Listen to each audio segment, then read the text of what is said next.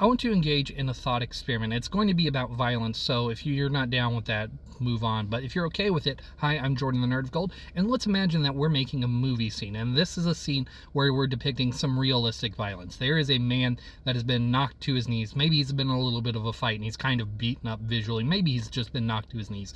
But either way, there's another person that has a baseball bat. Now, I know this scene has been shown in movies and television before, but I want you to imagine it in your mind. I want you to think about it. Now, I want you to think about that swing coming across the head and the blood splattering from there. Maybe you see the indentation of his head and all that. I can see it even now as I describe it. But I want you to imagine that in color. And now I want you to take that same event and imagine that in black and white. Now, take a moment, feel it. Does that feel different to you that it's in black and white versus color? Was one more visceral than the other? The reason I ask this is because the nature of the color of blood has been a source of contention around Predator Badlands, because there's technically no human blood in that. It was able to earn a PG-13 rating. That is how it got that rating.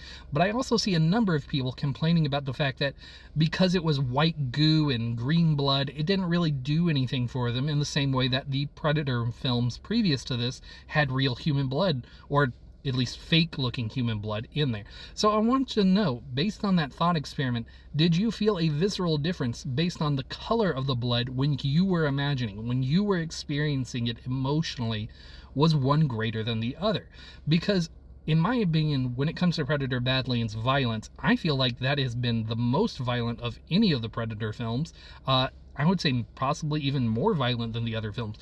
Just because the blood was a different color doesn't change the level of violence that was on display there.